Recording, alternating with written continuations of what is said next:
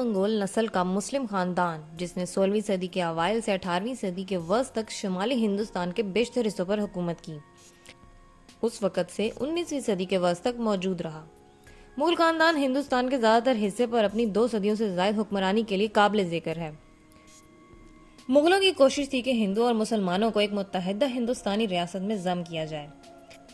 ہم آپ کو بتائیں گے کہ کون کون سے مغل بادشاہ گزرے ہیں، لیکن آگے بڑھنے سے پہلے ہمارے چینل کو سبسکرائب کر لیں۔ تو سب سے پہلے ہم بات کرتے ہیں بابر کی۔ اس خاندان کی بنیاد چغتائی ترک شہزادے بابر نے رکھی تھی، جو اپنے والد کی طرف سے ترک فاتح تیمور کی نسل سے تھا اور منگول حکمران چنگیز خان کے دوسرے بیٹے چغتائی سے اپنی ماں کی طرف سے تھا۔ بابر کے والد عمر شیخ مرزا کو ہندو کش کے شمال میں فرغانہ، جو کہ اب ازبکستان میں ہے، کی چھوٹی سلطنت پر حکومت کرتے تھے۔ بابر کو 1494 میں چھوٹی سی عمر میں ہی سلطنت وراثت میں ملی۔ 1504 میں اس نے کابل اور غزنی کو فتح کیا اور وہاں خود کو قائم کیا۔ 1511 میں اس نے سمرقند پر قبضہ کر لیا، صرف یہ محسوس کرنے کے لیے کہ اسے ایران میں صوفی خاندان اور وسطی ایشیا میں ازبکوں کے ساتھ اپنی ایک سلطنت حاصل کرنے کے لیے جنوب مشرق کا رخ کرنا چاہیے۔ تیموریت ہونے کی حیثیت سے بابر کی نظر پنجاب پر تھی، جس کا کچھ حصہ تیموری سلطنت کے قبضے میں تھا۔ اس نے وہاں کے قبائلی علاقوں میں کئی بار سیریں کی تھیں۔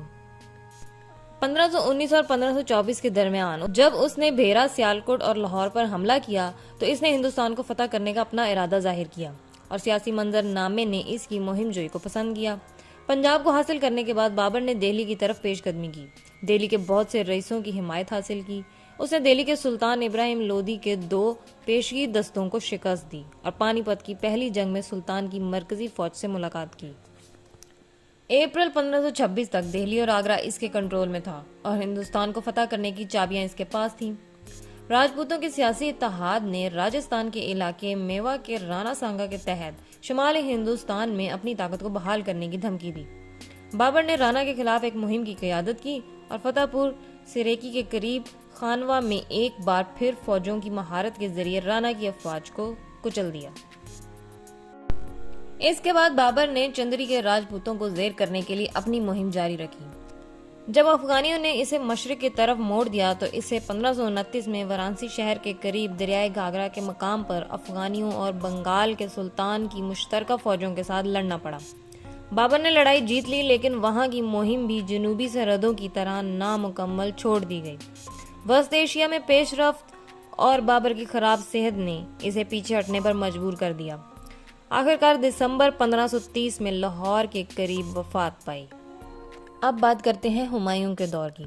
بابر کے بیٹے ہمایوں کو سلطنت کی حقیقت کی بجائے امید وراثت میں ملی، کیونکہ افغان اور راجپوت محض پانی پت، خانوا، گھاگھرا میں مغلوں کی فتوحات کی وجہ سے مغلوں کی بالادستی کے لیے محدود تھے، لیکن ان میں صلح نہیں ہوئی۔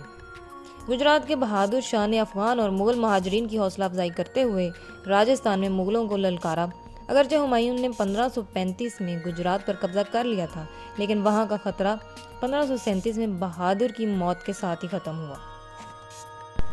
اسی دوران ایک خوش قسمت افغان سپاہی سور کے شیر شاہ نے بہار اور بنگال میں اپنی طاقت مضبوط کر لی تھی۔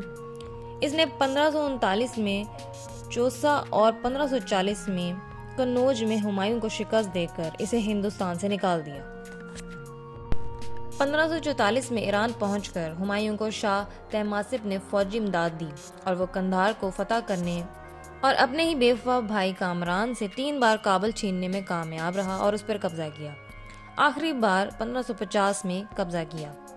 شیر شاہ کی اولاد کے درمیان خانہ جنگیوں کا فائدہ اٹھاتے ہوئے ہمایوں نے فروری 1555 میں لاہور پر قبضہ کر لیا اور پنجاب کے باغی افغان گورنر سکندر سور کو سرہند میں شکست دینے کے بعد جولائی میں دہلی اور آگرہ پر بھی قبضہ کر لیا۔ آخر ایک دن ہمایوں اپنی لائبریری کی سیڑھیوں سے نیچے گر کر شدید زخمی ہو گیا اور پھر وفات پا گیا۔ دہلی میں ان کا مقبرہ، جو کہ ان کی موت کے کئی سال بعد تعمیر کیا گیا، یہ مقبرہ مغل فن تعمیر کے عظیم شاہکاروں میں سے ایک ہے۔ اسے 1993 میں یونیسکو کے عالمی ثقافتی ورثے کا درجہ دیا گیا تھا۔ اس ویڈیو کے اگلے پارٹ میں ہم آپ کو باقی مغل بادشاہوں کے بارے میں بتائیں گے۔